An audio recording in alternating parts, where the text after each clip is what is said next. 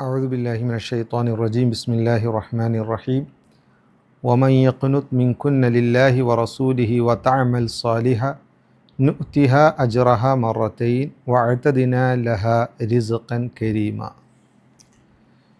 22ാമത്തെ ജുസ് ഒമൻ യഖ്നുത്ത്. സൂറത്തുൽ അഹ്സാബ് നമ്മൾ 21ാമത്തെ ജുസുവിൽ ചർച്ച ചെയ്തു വന്നിരുന്നതാണ്. ഇപ്പോൾ സൂറത്തുൽ അഹ്സാബിൻ്റെ ഏകദേശം 4 പേജ് 21ാമത്തെ ജുസുവിൽ തന്നെയുള്ളതാണ്. അപ്പോൾ അതിൻ്റെ ആ ജുസുവിൻ്റെ അവസാന ഭാഗത്ത് നബിതങ്ങൾ സല്ലല്ലാഹു അലൈഹി വസല്ലം തങ്ങളുടെ ഭാര്യമാർക്കുള്ള പ്രത്യേക നിർദ്ദേശങ്ങൾ, അതിലേറ്റവും പ്രധാനപ്പെട്ട നിർദ്ദേശം നമ്മൾ നേരത്തെ പറഞ്ഞതാണ്. ദുന്യവി ഐഹിക ജീവിതത്തിൻ്റെ ആഡംബരങ്ങളാണ് നിങ്ങൾ ആഗ്രഹിക്കുന്നത് എങ്കിൽ പിന്നെ നിങ്ങളെ സംബന്ധിച്ചിടത്തോളം പ്രവാചകനെ വിട്ട് പോകുക എന്നുള്ളതാണ്. അതല്ല അള്ളാഹുവിനെയും റസൂലിനെയും ദാറുൽ ആഖിറയുമാണ് നിങ്ങൾ ആഗ്രഹിക്കുന്നത് എങ്കിൽ പിന്നെ നിങ്ങൾക്ക് അള്ളാഹു സുബ്ഹാനഹു വ തആല വലിയ പ്രതിഫലങ്ങൾ ഒരുക്കിയിട്ടുണ്ട്. അപ്പോൾ ഈ വിഷയവുമായി ബന്ധപ്പെട്ട ചർച്ച നമ്മൾ കഴിഞ്ഞ ജുസുവിൽ ചെയ്തതാണ്. അതിനുശേഷം അവരോടുള്ള ഉപദേശമാണ്. അതിലാ ഉപദേശം തുടങ്ങുന്നത് നബിതങ്ങൾ സല്ലല്ലാഹു അലൈഹി വസല്ലം തങ്ങളുടെ ഭാര്യമാർ, അതായത് മുഅ്മിനീങ്ങളുടെ ഉമ്മമാർ, അവരെ സംബന്ധിച്ചിടത്തോളം ഉത്തരവാദിത്വം കൂടുതലാണ്. സാധാരണക്കാരെ പോലെയല്ല അവർ. അപ്പം നബിതങ്ങൾ സല്ലല്ലാഹു അലൈഹി വസല്ലം തങ്ങളുടെ കുടുംബജീവിതം, അപ്പോൾ ആ ജീവിതത്തിൽ ഒരുപാട് ത്യാഗങ്ങളുണ്ട്. ആ ത്യാഗങ്ങളെല്ലാം ആ സ്ത്രീകളും സഹിക്കേണ്ടതായിട്ടുണ്ട്. അതുകൊണ്ട് തന്നെ അവരെ സംബന്ധിച്ചിടത്തോളം അവർ ചെയ്യുന്ന നന്മകൾക്ക് അല്ലാഹു സുബ്ഹാനഹു വ തആല ഇരട്ടി പ്രതിഫലമാണ് നൽകുന്നത്. ഇതേപോലെ അവരുടെ ഭാഗത്തു നിന്ന് വീഴ്ചകൾ വന്നു കഴിഞ്ഞാൽ സാധാരണക്കാർക്ക് കൊടുക്കുന്നതിനേക്കാൾ കൂടുതൽ ശിക്ഷ, ഇരട്ടി ശിക്ഷ അവർക്ക് നൽകും. അപ്പോൾ ആ രീതിയിൽ അല്ലാഹു സുബ്ഹാനഹു വ തആല അവരെ ഉണർത്തുകയാണ് ഈ ജുസുവിൻ്റെ തുടക്കത്തിൽ. തൊട്ട് മുമ്പുള്ള ആയത്തിൽ തിന്മയാണെങ്കിൽ അതും ഇരട്ടി ശിക്ഷ കിട്ടും. ഈ ആയത്തിലൂടെ അല്ലാഹു സുബ്ഹാനഹു വ തആല നന്മയാണെങ്കിൽ അതിനും നിങ്ങൾക്ക് എന്തു ചെയ്യും? ഇരട്ടി പ്രതിഫലം അല്ലാഹു നൽകുമെന്നാണ്. അതിനുശേഷം അല്ലാഹു സുബ്ഹാനഹു വ തആല പറയുന്നത് സ്ത്രീകൾ പാലിക്കേണ്ട മര്യാദകളെക്കുറിച്ചാണ്. ഇവിടെ ഉമ്മഹാത്തുൽ മുഅ്മിനീൻ നബിതങ്ങൾ സല്ലല്ലാഹു അലൈഹി വസല്ലം തങ്ങളുടെ ഭാര്യമാരോടാണ് കൽപ്പനയെങ്കിലും എല്ലാ സ്ത്രീകൾക്കും, കാരണം ഈ സൂറത്തിൻ്റെ അവസാന ഭാഗത്തും പറയുന്നുണ്ട് മുഅ്മിനീങ്ങളോടും അതുപോലെ തന്നെ തങ്ങളുടെ പെൺമക്കളോടും അതുപോലെ തന്നെ മുസ്ലിം സ്ത്രീകളോടും എല്ലാവരോടും കൽപ്പിക്കുക എന്ന് പറഞ്ഞുകൊണ്ട് അവസാന ഭാഗത്ത് ഇത് വരുന്നുണ്ട്. അപ്പോൾ എന്തായാലും അവരോട് ചില നിർദ്ദേശങ്ങൾ, അതിലേറ്റവും പ്രധാനപ്പെട്ട ഒന്നാണ് ഫലാ തഖ്ലഅന ബിൽ ഖൗൽ. എന്താണ്? നമ്മൾ ഒരിക്കലും മറ്റുള്ളവരെ ആകർഷിക്കുന്ന രീതിയിലുള്ള സംസാരങ്ങൾ പാടില്ല. അന്യപുരുഷന്മാർ ആകർഷിതരാകുന്ന രീതിയിൽ സംസാരിക്കാൻ പാടില്ല. അപ്പോൾ സ്ത്രീകളുടെ സംസാരം അത്യാവശ്യ ഘട്ടത്തിൽ അന്യപുരുഷനോട് സംസാരിക്കണമെങ്കിൽ ഗൗരവം വെച്ചുകൊണ്ട് വേണമെങ്കിൽ ഒന്ന് സംസാരിക്കാം എന്നല്ലാതെ അവരോട് ഓപ്പണായി മറ്റുള്ളവർ അവരുടെ സൗണ്ട് ആകർഷിക്കുന്ന രീതിയിൽ അവരോട് സംസാരിക്കാൻ അനുവാദമില്ല. അപ്പോൾ കൊഞ്ചിക്കുഴയാൻ അനുവാദമില്ല. ജസ്റ്റ് എന്തെങ്കിലും അത്യാവശ്യ കാര്യങ്ങൾ സംസാരിക്കണമെങ്കിൽ അത് സംസാരത്തിൻ്റെ ടോൺ തന്നെ ഒരു ഗൗരവത്തിലാക്കിക്കൊണ്ട് വേണമെങ്കിൽ ഒന്ന് സംസാരിക്കാം. അതുപോലെ തന്നെ മറ്റൊരു വിഷയമാണ് സ്ത്രീയുടെ ഉത്തരവാദിത്തം എന്നത് അവരുടെ വീടാണ്.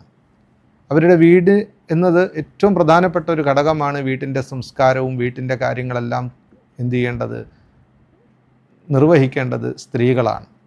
അതുകൊണ്ട് സ്ത്രീകളെ സംബന്ധിച്ച് വഖർന ഫീ ബുയൂതികുന്ന വലാ തബറുജ്ന തബറുജൽ ജാഹിലിയ്യത്തിൽ ഊല. അത്യാവശ്യങ്ങൾ വരുമ്പോഴാണ് സ്ത്രീകൾ പുറത്തു പോകേണ്ടത്. സ്ത്രീകൾ പുറത്തു പോകണ്ട എന്നല്ല, പുറത്തു പോകാം. നബിതങ്ങൾ സല്ലല്ലാഹു അലൈഹി വസല്ലം തങ്ങളോടൊപ്പം തന്നെ ഉമ്മഹാത്തുൽ മുഅ്മിനീൻ യാത്ര ചെയ്തിട്ടുണ്ട്.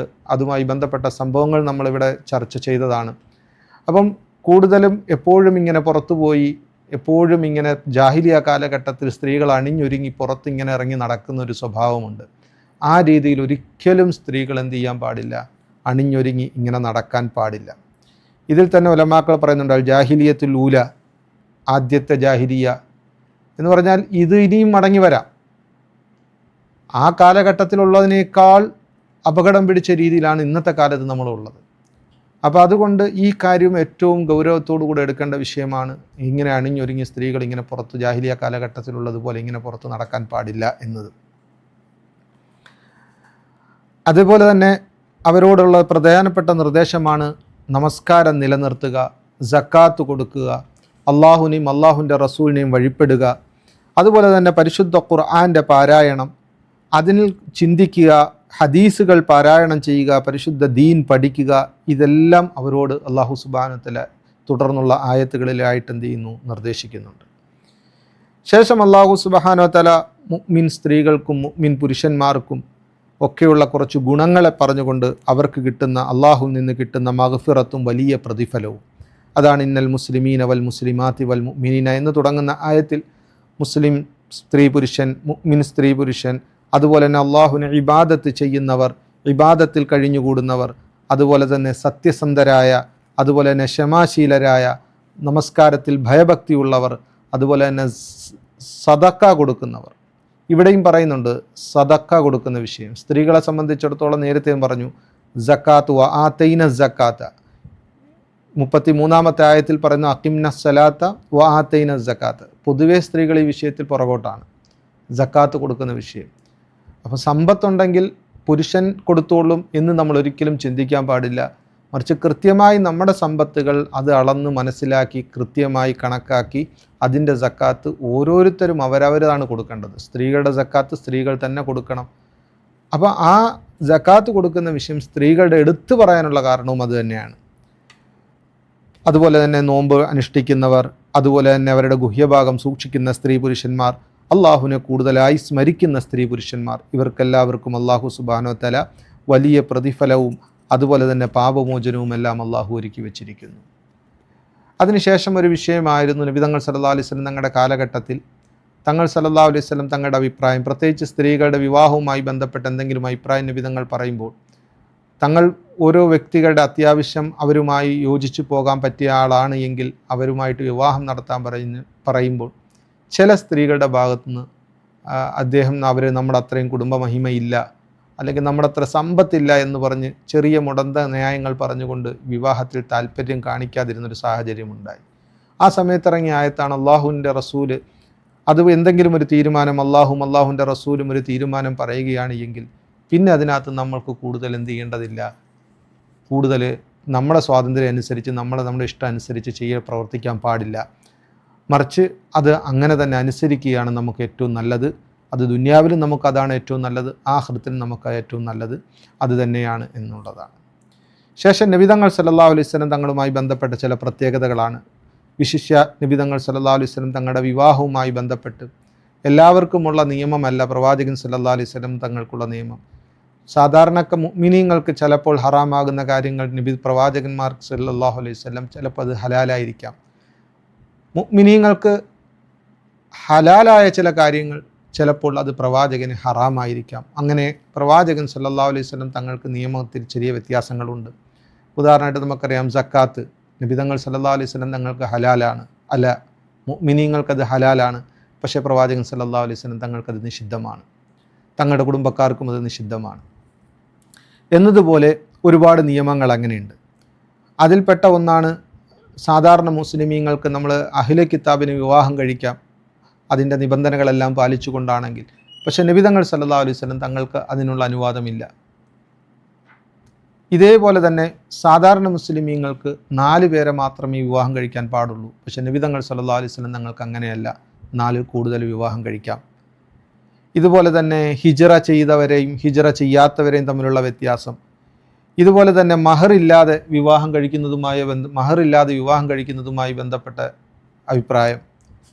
അപ്പോൾ അതിൽ മഹർ സാധാരണക്കാർക്കൊരു സ്ത്രീ വിവാഹം കഴിക്കണമെങ്കിൽ മഹർ കൊടുക്കൽ നിർബന്ധമാണ്.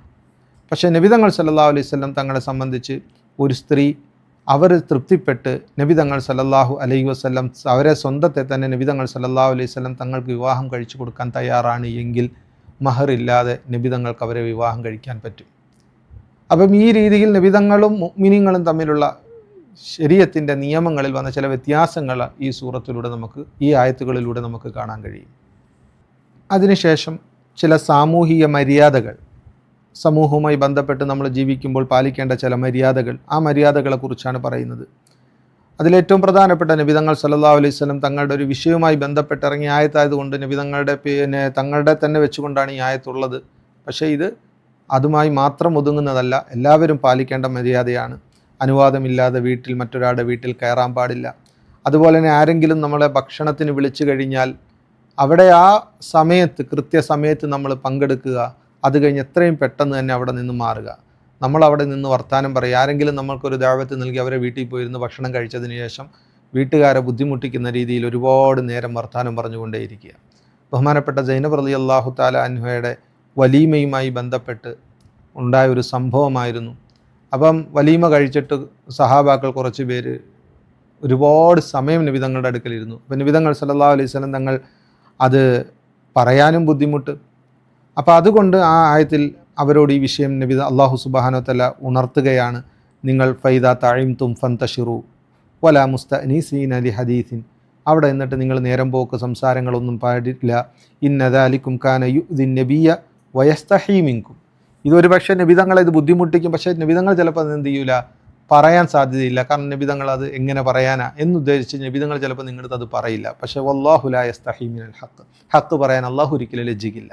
നബിതങ്ങളിൽ ചിലപ്പോൾ ലജ്ജയുടെ കാരണത്താൽ പറഞ്ഞില്ലെന്നിരിക്കും, പക്ഷേ അള്ളാഹു അത് കൃത്യമായി പറയും.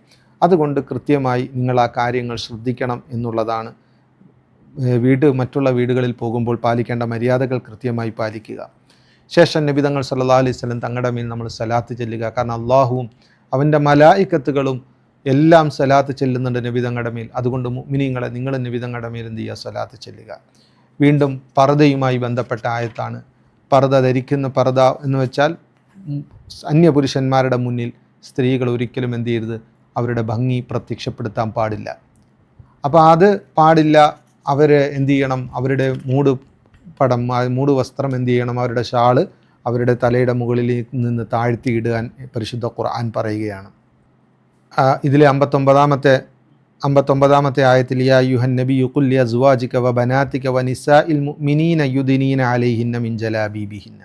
ഇവിടെ കണ്ടില്ലേ, നബി ഭാര്യമാരോട് മാത്രമല്ല, അതുപോലെ തന്നെ പെൺമക്കൾ, മുഅ്മിൻ സ്ത്രീകൾ എല്ലാവരോടും, മുഅ്മിനീങ്ങളായ എല്ലാവരോടും ഈ കാര്യം പറയണം. യുദ്നീന അലൈഹിന്ന മിൻ ജലാബീബിഹിന്ന.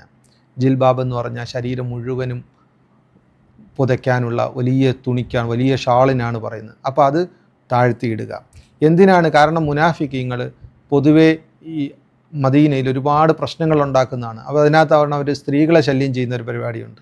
പക്ഷേ ഇങ്ങനെ വസ്ത്രം ധരിച്ചു കഴിഞ്ഞാൽ ഇത് മുഅ്മിൻ സ്ത്രീയാണ്, ഇവരെ നമ്മൾ ശല്യം ചെയ്ത് കഴിഞ്ഞാൽ എന്ത് ചെയ്യും, ചോദ്യമുണ്ടാകും എന്ന് പേടിച്ച് ഇവരെന്ത് ചെയ്യൂല, മുഅ്മിനീങ്ങളെ ഈ രീതിയിൽ മുഅ്മിനീങ്ങൾ ശരീരം മുഴുവനും വസ്ത്രം മറച്ചു പോവുകയാണെങ്കിൽ ആരും ശല്യം ചെയ്യില്ല എന്നതിന് വേണ്ടിയാണ് ഈ നിയമം അല്ലാഹു സുബ്ഹാനഹു വ തആല കൊണ്ടുവന്നത്. ഇപ്പോൾ ചുരുക്കത്തിൽ ഇന്നത്തെ കാലഘട്ടത്തിലും ഈ വിഷയത്തിൽ സ്ത്രീകൾ ശ്രദ്ധിക്കാത്ത പോകുന്ന ഒരു കാര്യമാണ് അന്യപുരുഷന്മാരുടെ മുമ്പിൽ അവരുടെ ഭംഗി പ്രകടമാക്കുന്ന വിഷയം. അതൊരിക്കലും പാടില്ലാത്തതാണെന്ന് പരിശുദ്ധ ഖുർആൻ എന്ത് ചെയ്യാണ്, ഇവിടെ പറയുകയാണ്. അതിനുശേഷം മുനാഫിക്കീങ്ങൾക്കുള്ള വാണിംഗ് ആണ് സ്ത്രീകളെ ഉപദ്രവിക്കുന്നതുമായി ബന്ധപ്പെട്ടും അങ്ങനെയുള്ള വിഷയത്തിൽ അവർക്ക് കൊടുക്കുന്ന വാണിംഗ് ആണ്. പിന്നെ ഖിയാമത്ത് നാളിനെ കുറിച്ചുള്ള ചോദ്യം, മക്ക മുശ്രിക്കീങ്ങൾ അത് എപ്പോൾ സംഭവിക്കാനാണ്, അപ്പോൾ അതിൻ്റെ ഇൽമു അള്ളാഹുവിൻ്റെ അടുക്കലാണ് എന്നുള്ള കാര്യങ്ങൾ അല്ലാഹു സുബ്ഹാനഹു വ തആല പറയുന്നു. അതിനുശേഷം അവർക്ക് കിട്ടുന്ന ശിക്ഷ കണ്ടിട്ട് അവരേതൊരു നേതാക്കന്മാരെയാണോ പിൻപറ്റിയത് അവർക്ക് ഇരട്ടി ശിക്ഷ കൊടുക്കാൻ വേണ്ടി അള്ളാഹുവിനോട് അവർ പറയുന്ന രംഗം, ഇതൊക്കെ നാളെ ആഖിറത്തിൽ അവർ അനുഭവിക്കാൻ പോകുന്ന രംഗങ്ങളാണ്. അപ്പം ആ രീതിയിൽ എന്ത് ചെയ്യുക, അവർക്ക് കിട്ടുന്ന ശിക്ഷയും അതൊക്കെയാണ് പിന്നെയുള്ള ആയത്തുകളിൽ പറയുന്നത്. ശേഷം മുഅ്മിനീങ്ങളോടായിട്ട് പറയുകയാണ്, നിങ്ങൾ മൂസാ നബി അലൈഹി സ്വലാത്തു വസ്സലാമിനെ കഷ്ടപ്പെടുത്തിയ ബനു ഇസ്രായേലിനെ പോലെ ഒരിക്കലും ആകരുത് എന്ന് പ്രത്യേകം ഉണർത്തുകയാണ്. കാരണം നമുക്കറിയാം, മൂസാ നബി അലൈഹി സ്വലാത്തു വസ്സലാമിനെ ബനു ഇസ്രായേൽക്കാർ എന്തെല്ലാം രീതിയിൽ ഉപദ്രവിക്കാമോ, എന്തെല്ലാം കഷ്ടപ്പെടുത്താമോ ആ രീതിയിലെല്ലാം കഷ്ടപ്പെടുത്തിയവരാണ്. അപ്പോൾ മുഅ്മിനീങ്ങളോട് പറയുകയാണ്, ഒരിക്കലും നിങ്ങൾ എന്ത് ചെയ്യരുത്, അങ്ങനെ ആകാൻ പാടില്ല എന്ന് പറയുകയാണ്. ശേഷമുള്ള ആയത്തിൽ അല്ലാഹു സുബ്ഹാനഹു വ തആല ഇന്നാ അറദ്നൽ അമാനത അല സമാവാതി വൽ അർദ് എന്നൊരു ആയത്തിൽ, അതായത് മനുഷ്യനെ സംബന്ധിച്ചിടത്തോളം അമാനത്ത് ഏറ്റെടുത്തവനാണ് മനുഷ്യൻ. അമാനത്ത് കൊണ്ട് ഉദ്ദേശിക്കുന്നത്, ഉലമാക്കൾ പറയുന്നത്, നമ്മളുടെ ഫ്രീ വില്ലോടുകൂടെ ഒരു കാര്യം അല്ലാഹു സുബ്ഹാനഹു വ തആല അനുസരിക്കാം എന്നുള്ളൊരു ഉത്തരവാദിത്വം. മനുഷ്യൻ അല്ലാഹു സുബ്ഹാനഹു വ തആല ചില കാര്യങ്ങൾ കൊടുത്തിട്ടുണ്ട്, നമ്മുടെ ഫ്രീ വില്ലല്ലാത്ത ചില കാര്യങ്ങൾ, മനുഷ്യൻ്റെ മരണം, മനുഷ്യൻ്റെ ജനനം, അതുപോലെ തന്നെ മറ്റുള്ള ജീവജാലങ്ങളുടെ കാര്യങ്ങളാണെങ്കിൽ അവർ ജീവിച്ചു പോകുന്നത്, അപ്പോൾ അവരുടെ ജീവിതത്തിൽ അവർ ചെയ്യുന്ന ഓരോ ദൗത്യങ്ങൾ, ഇപ്പം ഇങ്ങനെയുള്ള കാര്യങ്ങൾ ഓരോരുത്തർക്കും അത് ഫ്രീ വില്ലല്ല, അത് അങ്ങനെ തന്നെ സംവിധാനിച്ചിരിക്കുന്നത്. പക്ഷേ ഫ്രീ വില്ലോടുകൂടെ നമുക്കിഷ്ടം വേണമെങ്കിൽ ചെയ്യാം, വേണമെങ്കിൽ ചെയ്യണ്ട എന്ന തിരഞ്ഞെടുക്കാനുള്ള സ്വാതന്ത്ര്യത്തോടുകൂടെ നമുക്ക് അല്ലാഹു സുബ്ഹാനഹു വ തആല തന്ന നിയമങ്ങൾ, ഇതിനാണ് അമാനത്ത് എന്ന് പറയുന്നത്. അപ്പോൾ ഇത് ഏറ്റെടുത്ത് കഴിഞ്ഞാൽ ഇതനുസരിച്ച് ജീവിച്ചവർക്ക് സ്വർഗം കിട്ടും, ഇതിനെ ധിക്കരിക്കുന്നവർക്ക് നരകമാകും. പക്ഷേ ഈ കാര്യം ഏറ്റെടുക്കാൻ അള്ളാഹുവിൻ്റെ സൃഷ്ടികളിൽ ആരും തയ്യാറായില്ല. അത് ആരും തയ്യാറായില്ല എന്ന് വെച്ചാൽ ആകാശഭൂമി, പർവ്വതങ്ങൾ, ഇവർക്കെല്ലാം തന്നെ അള്ളാഹുവുമായിട്ടുള്ള, നമ്മൾ വെറും നിർജീവമായിട്ട് നമ്മൾ ഇതിനെ കാണുന്നുണ്ടെങ്കിലും ഇതൊന്നും നിർജീവമല്ല. മറിച്ച് ഇതിനെല്ലാം തന്നെ അള്ളാഹുവിൻ്റെ വിധി വിലക്കുകളെ അനുസരിക്കുകയും അള്ളാഹുവിൻ്റെ കൽപ്പന അനുസരിച്ചാണ് ഇതെല്ലാം സഞ്ചരിക്കുന്നത്. അള്ളാഹുവിൻ്റെ കൽപ്പനയിലാണ് ഇതെല്ലാം ഭൂമിയിലുള്ള മുഴുവൻ വസ്തുക്കളും ഉള്ളത്. പക്ഷെ ഇവരാരും ഇത് ഏറ്റെടുക്കാൻ തയ്യാറായില്ല. പക്ഷെ മനുഷ്യൻ അതെന്ത് ചെയ്തു? ഏറ്റെടുത്തു. അപ്പോൾ അത് അത്രയും വലിയ ഉത്തരവാദിത്തമാണ്. അപ്പോൾ ആ ഉത്തരവാദിത്തം നമ്മൾ ഏറ്റെടുത്തുവെങ്കിൽ കൃത്യമായി നമ്മളത് പൂർത്തിയാക്കണം. അത് പൂർത്തിയാക്കാതെ ഇട്ട് കഴിഞ്ഞാൽ നമ്മൾ അക്രമികളായി പോകും. കാരണം മനുഷ്യൻ്റെ സ്വഭാവം അതാണ്. അവനത് ഏറ്റെടുത്തിട്ട് പിന്നെ അത് പൂർത്തിയാക്കാതെ വിട്ടുകളഞ്ഞവനായിപ്പോയി. അപ്പോൾ ആ ഒരു കാര്യം ഇവിടെ എന്ത് ചെയ്യാണ്? ഉണർത്തുകയാണ്. അതിനുശേഷം അള്ളാഹു സുബ്ഹാനഹു വ തആല മുനാഫിഖീങ്ങളെയും മുനാഫിക്കാത്തുകളായ സ്ത്രീകളെയും മുശ്രിക്കുകളായ സ്ത്രീകളെയും എല്ലാവരെയും അള്ളാഹു സുബ്ഹാനഹു വ തആല ശിക്ഷിക്കും എന്നുള്ളതും, എന്നാൽ മുഅ്മിനീങ്ങളുടെ തൗബ അള്ളാഹു സുബ്ഹാനഹു വ തആല സ്വീകരിക്കുമെന്ന് പറഞ്ഞ് രണ്ട് കൂട്ടർ ഈ അമാനത്ത് ഏറ്റെടുത്തതിൽ രണ്ട് കൂട്ടരായി തിരിഞ്ഞിരിക്കുന്നു. ഒന്ന് ശിക്ഷ കിട്ടുന്നവരും, പിന്നൊന്ന് അള്ളാഹുവിൽ നിന്ന് മഗ്ഫിറത്തും അതുപോലെ തന്നെ സ്വർഗവും കിട്ടുന്നവരായിട്ട് രണ്ട് കൂട്ടരായിട്ട് ഈ അമാനത്ത് ഏറ്റെടുത്തവരെ വേർതിരിക്കുകയാണ്. അടുത്ത സൂറത്തു സബ ആണ്. നബി തങ്ങളുടെ മക്ക ജീവിതത്തിൽ അവതരിച്ച സൂറത്താണ്. 54 ആയത്തുകളാണുള്ളത്. 6 റുക്കുകളാണ് ഈ സൂറത്തിലുള്ളത്. മക്ക മുശ്രിക്കീങ്ങളെയും മറ്റുള്ള മുശ്രിക്കീങ്ങളെ എല്ലാവരെയും അടിസ്ഥാനമായ വിശ്വാസത്തിലേക്ക് ദഅവത്ത് ചെയ്യുക, അതുപോലെ തന്നെ അവർക്കുള്ള വിമർശനങ്ങളും സംശയങ്ങൾക്കെല്ലാം കൃത്യമായ മറുപടി കൊടുക്കുകയാണ് ഈ സൂറത്തിൻ്റെ തുടക്കഭാഗം തന്നെ. ഇത് പല സന്ദർഭങ്ങളിൽ അള്ളാഹു സുബ്ഹാനഹു വ തആല വ്യത്യസ്ത രീതിയിൽ എന്ത് ചെയ്തിട്ടുണ്ട്? ഇവർക്ക് ദഅവത്ത് നടത്തുന്നു, അവരുടെ വിമർശനങ്ങൾക്ക് മറുപടി കൊടുക്കുന്നു, അവരുടെ സംശയങ്ങൾക്ക് മറുപടി കൊടുക്കുന്നു. ഈ സൂറത്തിലും ഇങ്ങനെ തന്നെയാണ് പരാമർശിക്കുന്നത്.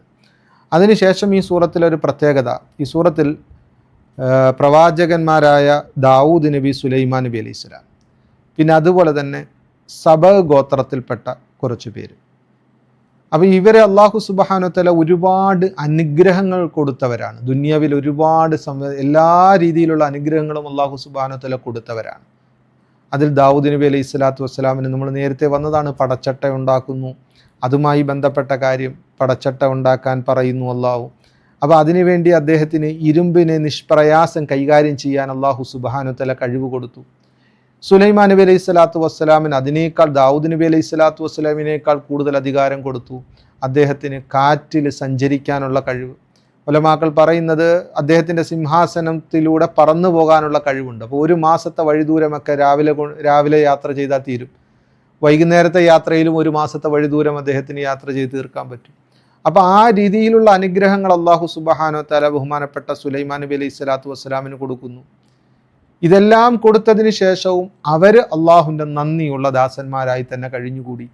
അവരുടെ ഭാഗത്ത് നിന്ന് യാതൊരു രീതിയിൽ അഹങ്കാരവുമില്ല. അള്ളാഹുവിനെ ഇബാദത്ത് ചെയ്യുന്നതിൽ യാതൊരു രീതിയിലും മുടക്കും അവർ വരുത്തിയില്ല.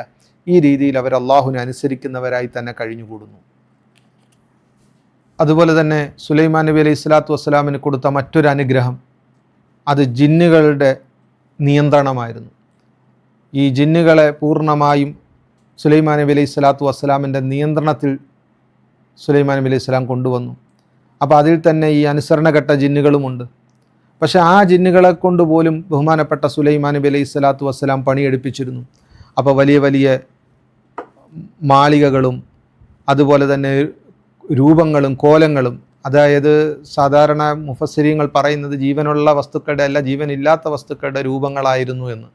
കാരണം തൗറാത്തിൽ നിന്നൊക്കെ മനസ്സിലാകുന്നത് സുലൈമാൻ നബി അലൈഹി സ്വലാത്തു വസ്സലാമിനും ജീവനുള്ള വസ്തുക്കളുടെ രൂപമുണ്ടാക്കുന്നത് ആ ശരീഅത്തിലും പാടില്ലായിരുന്നു എന്നാണ്. അതേപോലെ തന്നെ ഭൂമിയിൽ ഉറച്ചു വെക്കുന്ന പാത്രങ്ങൾ, ഉറപ്പിച്ചു വെച്ചിരിക്കുന്ന പാത്രങ്ങൾ, അതുപോലെ തന്നെ തളികകൾ, ഇങ്ങനെയുള്ള ഒരുപാട് സൗകര്യങ്ങൾ ഇതെല്ലാം ജിന്നുകൾ സുലൈമാൻ നബി സ്വല്ലല്ലാഹു അലൈഹി വസല്ലം പറയുന്നതനുസരിച്ച് നിർമ്മിച്ചു കൊടുക്കുമാണ്. എത്രത്തോളം ബൈത്തുൽ മുഖദ്ദസിൻ്റെ പണി സുലൈമാൻ അലൈഹി സ്വലാത്തു വസ്സലാം പണി കഴിപ്പിക്കുന്നത് ജിന്നുകളെ കൊണ്ടാണ്. ഇപ്പോൾ ജിന്നുകളെ കൊണ്ട് പണി കഴിപ്പിച്ചുകൊണ്ടിരിക്കുമ്പോഴാണ് സുലൈമാൻ നബി അലൈഹി സ്വലാത്തു വസ്സലാമിൻ്റെ വഫാത്തിൻ്റെ സമയമാകുന്നത്, മരണസമയമാകും. സുലൈമാൻ നബി അലൈഹി സ്വലാത്തു വസ്സലാമിന് മനസ്സിലാകുമ്പോൾ അദ്ദേഹം ഒരു വടി കുത്തി അദ്ദേഹത്തിൻ്റെ ഇബാദത്ത് ചെയ്യുന്ന സ്ഥലത്ത് വടി കുത്തി നിൽക്കും. അപ്പോൾ ആ വടി കുത്തി നിൽക്കുന്ന സമയത്ത് ഇദ്ദേഹം വഫാത്താകുകയാണ്.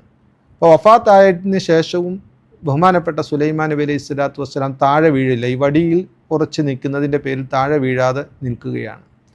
ജിന്നുകൾ വിചാരിക്കുന്ന സുലൈമാൻ അലൈഹി സ്വലാത്തു വസ്സലാം അവിടെ ഇബാദത്ത് ചെയ്തുകൊണ്ട് നിൽക്കുകയാണ്, അതുകൊണ്ട് പണി പെട്ടെന്ന് പൂർത്തിയാക്കണമെന്ന് പറഞ്ഞ് അവരവരുടെ പണിയിൽ വ്യാപൃതരാണ്.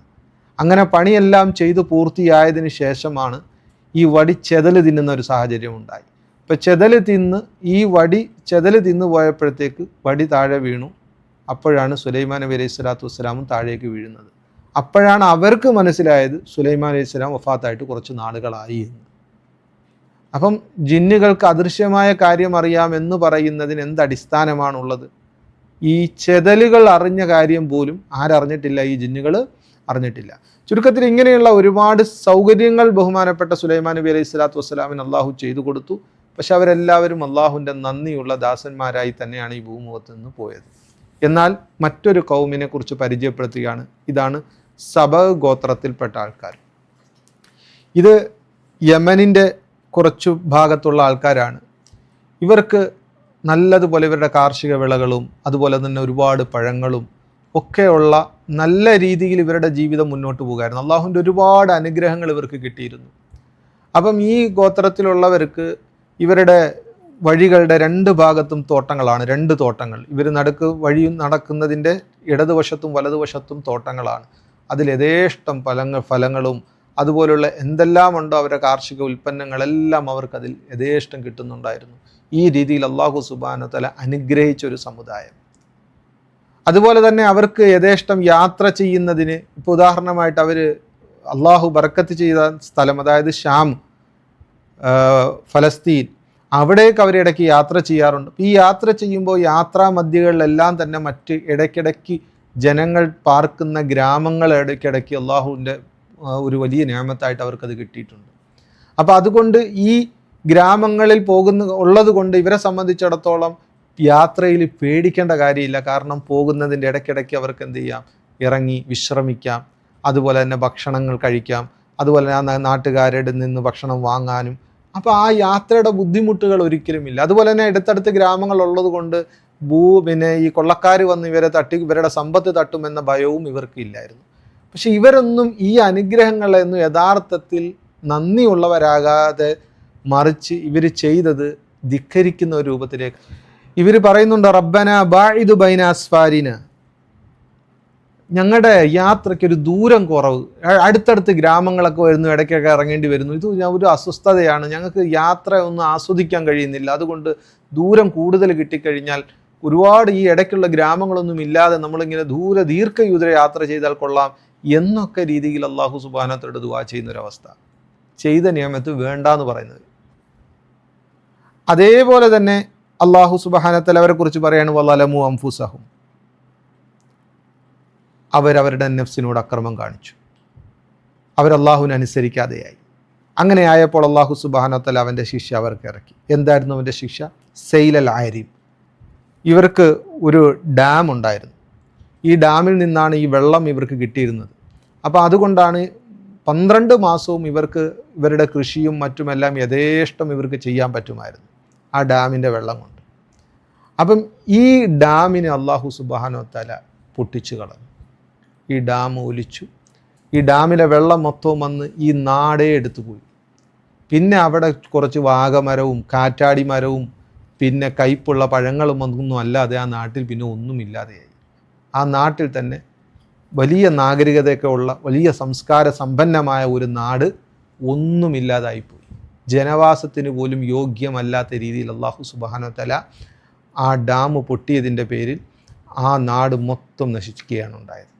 അള്ളാഹു അങ്ങനെ ഒരു ശിക്ഷ, ഡാം പൊട്ടിച്ച് അങ്ങനെ ഒരു ശിക്ഷ അള്ളാഹു അവർക്ക് എന്ത് ചെയ്തു കൊടുത്തു.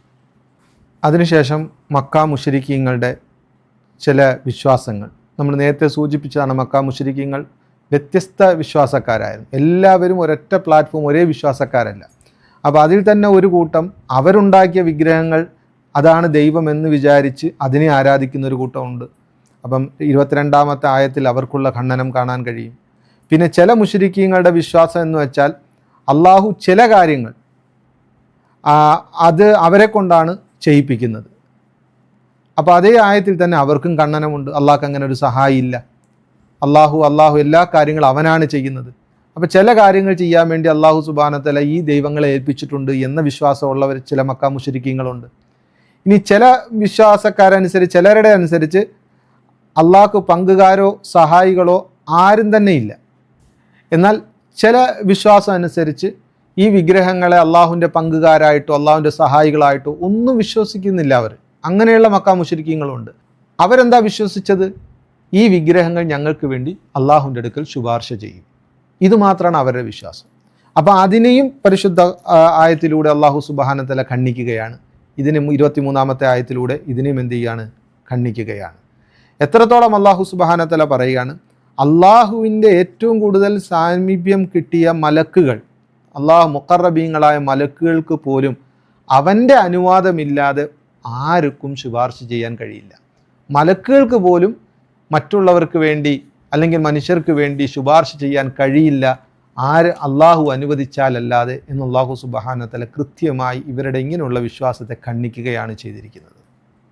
അതിനുശേഷം അള്ളാഹു സുബ്ഹാനഹു വ തആല അവൻ്റെ ഖുദ്റത്തിൻ്റെയും അനുഗ്രഹത്തിൻ്റെയും അടയാളങ്ങളെ ഒന്നൊന്നായി അള്ളാഹു സുബ്ഹാനഹു വ തആല ഓർമ്മിപ്പിക്കുന്നു. അതിനുശേഷം നബി തങ്ങൾ സല്ലല്ലാഹു അലൈഹി വസല്ലം തങ്ങൾക്കെതിരെ വന്ന വിമർശനങ്ങൾ, തങ്ങൾ ഭ്രാന്തനാണ്, മഅദല്ലാ, അല്ലെങ്കിൽ അങ്ങനെയുള്ള കാര്യങ്ങൾ പറയുന്ന ആ വിമർശനത്തിന് മറുപടി പറയുകയാണ്, നിങ്ങളിൽ ഒന്നോ രണ്ടോ പേർ ഒറ്റയ്ക്കോ കൂട്ടമായിട്ടോ റെഡിയായി വാ, എന്നിട്ട് നിങ്ങൾ പഠിക്കുക, നിങ്ങൾ പഠനം നടത്ത്, എന്നിട്ട് നിങ്ങൾക്ക് ബോധ്യമാകും. ഈ ഖുർആൻ എല്ലാം പഠിക്കുമ്പോൾ നിങ്ങൾക്ക് ബോധ്യമാകും നബി തങ്ങൾ സല്ലല്ലാഹു അലൈഹി വസല്ലമയ്ക്ക് യാതൊരു ഈ രീതിയിലുള്ള ഒരു മാനസികാസവും ഇല്ല. തീർച്ചയായിട്ടും നബി തങ്ങൾ സല്ലല്ലാഹു അലൈഹി വസല്ലം മുന്നറിയിപ്പ് നൽകാൻ വന്ന ആൾ തന്നെയാണ് എന്ന് നിങ്ങൾക്ക് എന്ത് ചെയ്യും? ബോധ്യമാകും എന്നതാണ് ഈ സൂറത്തിൽ പ്രധാനമായിട്ടും പരാമർശിക്കുന്ന കാര്യം. അടുത്തത് സൂറത്ത് ഫാത്തിർ ആണ്. ഈ സൂറത്തും മക്കയിൽ അവതരിച്ചതാണ്. 45 ആയത്തുകളാണ്, 5 റുക്കുകളാണ് ഈ സൂറത്തിലുള്ളത്. സൂറത്തിൻ്റെ പ്രമേയം തന്നെ തൗഹീദ്, അതുപോലെ ആഖിറുമായുള്ള വിശ്വാസം. അപ്പോൾ ഈ വിഷയത്തിൽ ഇതിൻ്റെ ദഅവത്താണ് ഈ സൂറത്തിൻ്റെ പ്രമേയം. അപ്പോൾ അതിൽ അള്ളാഹു സുബ്ഹാനഹു വ തആല പ്രപഞ്ചത്തിൽ അള്ളാഹു സംവിധാനിച്ചിരിക്കുന്ന ഓരോ കാര്യങ്ങൾ അതിലേക്കൊന്ന് കണ്ണോടിക്കുകയാണെങ്കിൽ അപ്പോൾ കൃത്യമായിട്ട് നമുക്ക് മനസ്സിലാകാം അള്ളാഹുവിനൊരു പങ്കുകാരൻ്റെ ആവശ്യമില്ല.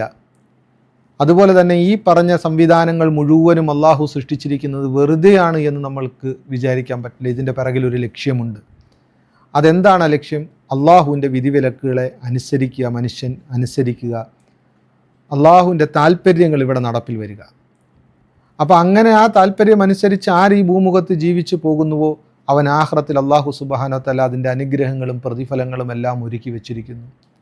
എന്നാൽ ആ താല്പര്യത്തിന് വിരുദ്ധമായി ആര് ജീവിക്കുന്നുവോ അവർക്ക് അള്ളാഹു സുബ്ഹാനഹു വ തആല ഭയങ്കരമായ ശിക്ഷയും നരകശിക്ഷയെല്ലാം അള്ളാഹു സുബ്ഹാനഹു വ തആല ഒരുക്കി വെച്ചിരിക്കുകയാണ്. പിന്നെ അള്ളാഹുവിൻ്റെ ഖുദ്റത്തിനെ കുറിച്ച് അള്ളാഹു പരിചയപ്പെടുത്തുകയാണ്. ഇല്ലായ്മയിൽ നിന്ന് ഇത്രയും വലിയ പ്രപഞ്ചം, ഇതിനൊരു ഫാക്ടറിയായി നമ്മളതൊന്ന് സങ്കല്പിക്കും. ഇതെല്ലാ സംവിധാനങ്ങളും ഇവിടെ ഉണ്ട്.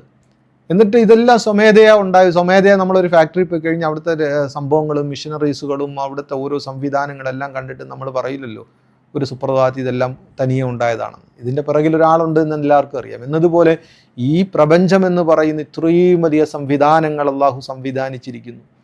അപ്പോൾ അള്ളാഹുവിൻ്റെ ഖുദ്റത്തിനെ കുറിച്ച് പറയുകയാണ്, ഇത്രയും സംവിധാനങ്ങൾ അള്ളാഹു സംവിധാനിച്ചിട്ടുണ്ടെങ്കിൽ തന്നെ നാളെ ഇതെല്ലാം തരിശാക്കിക്കൊണ്ട് നാളെ ഇവിടെ ഹശ്റും നശ്റും എല്ലാം നടത്താൻ, ഇതൊരു ആഖിറത്തിലേക്കുള്ള എല്ലാ അർത്ഥത്തിലും അത് ഖിയാമത്ത് നാൾ ഈ ഭൂമികത്ത് നടപ്പിലാക്കി ആഖിറത്തിൻ്റെ ഹശ്റിൻ്റെ മൈതാനമാക്കാൻ അള്ളാഹു സുബ്ഹാനഹു വ തആലയ്ക്ക് നിഷ്പ്രയാസമല്ലേ? അല്ലേ? ഉണ്ടാക്കിയവനേക്കാൾ എളുപ്പമല്ലേ നശിപ്പിച്ച് കളയുന്നത്? അപ്പോൾ ഇത്രയും സംവിധാനങ്ങൾ ഉണ്ടാക്കിയതിനെല്ലാം അള്ളാഹു അടിച്ച് നിരത്തി ഇത് നാളെ മഹ്ശറിൻ്റെ മൈതാനമാക്കുന്നതിന് അള്ളാഹുവിന് വലിയ താമസമില്ല. അള്ളാഹുവിനത് നിഷ്പ്രയാസമാണ് എന്ന് അള്ളാഹു സുബ്ഹാനഹു വ തആല ഇവിടെ ഉണർത്തുകയാണ്. അപ്പോൾ ചുരുക്കത്തിൽ ഇത്രയും ഖുദ്റത്തുള്ള അള്ളാഹു ഇതെല്ലാം സംവിധാനിച്ചിട്ടുണ്ടെങ്കിൽ അവൻ്റെ താല്പര്യമനുസരിച്ചാണ് മനുഷ്യൻ ജീവിക്കേണ്ടത്. അപ്പോൾ എന്താണ് അവൻ്റെ താല്പര്യം എന്ന് നമ്മൾ മനസ്സിലാക്കാനാണ് അള്ളാഹു സുബ്ഹാനഹു വ തആല പ്രവാചകന്മാരെ അയച്ചിരിക്കുന്നത്, ഓരോരോ പ്രവാചകന്മാർ. അപ്പോൾ ആ പ്രവാചകന്മാരെ അയച്ചത് അതിനു വേണ്ടിയാണ് എന്നും ഈ സൂറത്തിൽ കൃത്യമായി പരാമർശിക്കുന്നു. പിന്നെ നബി തങ്ങൾ സല്ലല്ലാഹു അലൈഹി വസല്ലം തങ്ങളുടെ ദഅവത്തിനെ സ്വീകരിക്കാത്തവരുടെ വിഷയത്തിൽ തങ്ങൾക്ക് എപ്പോഴും വിഷമമുണ്ട്. അപ്പോൾ തങ്ങളെ സമാശ്വസിപ്പിക്കുന്നു, താങ്കൾ അതിൽ തങ്ങളുടെ ഉത്തരവാദിത്വം താങ്കൾ നിർവഹിക്കുക, അത് മതി. അവർ മുഅ്മിനാകാത്തതിൻ്റെ പേരിൽ താങ്കൾ വിഷമിക്കേണ്ടതില്ല എന്നും, ഇത് മുൻകഴിഞ്ഞ ഒരുപാട് പ്രവാചകന്മാരെ ഇതുപോലെ കള്ളം എന്നും എന്ത് ചെയ്തിട്ടുണ്ട്, അവിടുത്തെ ജനങ്ങൾ തള്ളിയിട്ടുണ്ട്. അതുകൊണ്ട് അതിൽ താങ്കൾ എന്ത് ചെയ്തിട്ടുണ്ട, ആവലാതിപ്പെടേണ്ട കാര്യം ഇല്ല എന്ന് പറഞ്ഞു. ശേഷം 3 കൂട്ടം ആൾക്കാരെ ഇതിനകത്ത് പരിചയപ്പെടുത്തുന്നു. ഒരു കൂട്ടം ആൾക്കാർ അള്ളാഹുവിനെ ധിക്കരിച്ചവരാണ്, അള്ളാഹുവിനെ അനുസരിക്കാത്തവർ. അവർക്ക് അള്ളാഹു സുബ്ഹാനഹു വ തആല നരകശിക്ഷയാണ് വെച്ചിരിക്കുന്നത്. എന്നാൽ മറ്റൊരു കൂട്ടം ആൾക്കാരാണെങ്കിൽ മുഅ്മിനാണ്, പക്ഷേ എന്താണ്, ഒരുപാട് തിന്മകൾ ചെയ്തിട്ടുണ്ട്. അവർ തിന്മയിലാണ് അവർ ജീവിച്ചു പോയതെങ്കിൽ, അപ്പോൾ അവരുടെ തിന്മയുടെ ആ കാലയളവ് അള്ളാഹു അവരെ ശിക്ഷിച്ചതിന് ശേഷം അവരെന്ത് ചെയ്യും, സ്വർഗത്തിലേക്ക് കടത്തും. പിന്നെ 3-മത്തൊരു കൂട്ടമുണ്ട്, വമിൻഹും സാബിഖുൻ ബിൽ ഖൈറാത്തി ബിഇദ്നില്ലാ. അവരുടെ ജീവിതം അള്ളാഹുവിനനുസരിച്ച് തന്നെയാണ്, അള്ളാഹുൽ വിശ്വസിക്കുകയും അമലെ സാലിഹാത്തുകളെല്ലാം ചെയ്ത് അള്ളാഹുവിനെ ഒരു കാരണവശാലും അള്ളാഹുവിനെ ഒരിക്കൽ പോലും അവർ ധിക്കരിക്കാതെ എന്നാൽ അമലെ സാലിഹാത്ത് ചെയ്ത് തന്നെ ജീവിച്ചവരാണ്. അവർ നേരിട്ട് സ്വർഗത്തിലേക്ക് കടക്കും. അപ്പോൾ ഈ 2 കൂട്ടരും എന്താണ്, സ്വർഗത്തിൽ കടക്കുന്നവർ തന്നെയാണ്. പിന്നെ ആ സ്വർഗത്തിൻ്റെ അനുഗ്രഹങ്ങളെക്കുറിച്ച് അള്ളാഹു സുബ്ഹാനഹു വ തആല പറയുകയാണ്. അതിൽ അള്ളാഹു സുബ്ഹാനഹു വ തആല ഒരുക്കി വെച്ചിരിക്കുന്ന അനുഗ്രഹങ്ങൾ, അതിൻ്റെ പേരിൽ മുഅ്മിനീങ്ങൾക്ക് കിട്ടുന്ന സന്തോഷം, പിന്നെ അതിനുശേഷം കാഫിരീങ്ങൾക്ക് അള്ളാഹു നരകം ഒരുക്കി വെച്ചിട്ടുണ്ട്. അപ്പോൾ അതിൻ്റെ പേരിൽ കാഫിരീങ്ങൾ വിളിച്ചു പറയുന്ന സംഭവങ്ങൾ, അവരെ സംബന്ധിച്ചിടത്തോളം ഞങ്ങളെ ഒന്ന് ദുനിയാവിലേക്കൊന്ന് പുറത്തേക്കൊന്ന് വിട്, ഞങ്ങൾ പോയിട്ട് നല്ല സൽക്കർമ്മങ്ങളൊക്കെ ചെയ്ത് മടങ്ങി വരാം എന്നൊക്കെ പറഞ്ഞുകൊണ്ട് കാഫിരീങ്ങൾ എന്ത് ചെയ്യുന്നു, ആ സമയത്ത് കിടന്ന് ഒരുപാട് പരിതപിക്കും. പക്ഷെ അതിനകത്ത് കാര്യമുണ്ടാവില്ല, യാതൊരു പ്രയോജനവും ഉണ്ടാവില്ല. അള്ളാഹുവിൻ്റെ ഖുദ്റത്തിനെ കുറിച്ച് അള്ളാഹു പറഞ്ഞതിന് ശേഷം നമ്മളോട് ഒന്ന് ഭൂമിയിൽ സഞ്ചരിച്ച് നോക്കാൻ പറയുകയാണ്. മുൻകഴിഞ്ഞ ജനങ്ങളുടെ അവരുടെ അന്ത്യം എന്തായിരുന്നു എന്ന് നിങ്ങൾക്ക് കാണാൻ പറ്റും. അപ്പോൾ അത് കണ്ടിട്ട് നിങ്ങൾക്ക് എന്ത് ചെയ്യാം, മടങ്ങി വരാം എന്ന് കൃത്യമായി എന്ത് ചെയ്യുന്നു, അള്ളാഹു സുബ്ഹാനഹു വ തആല പറഞ്ഞുകൊണ്ട് ഈ സൂറത്ത് അവസാനിക്കുകയാണ്.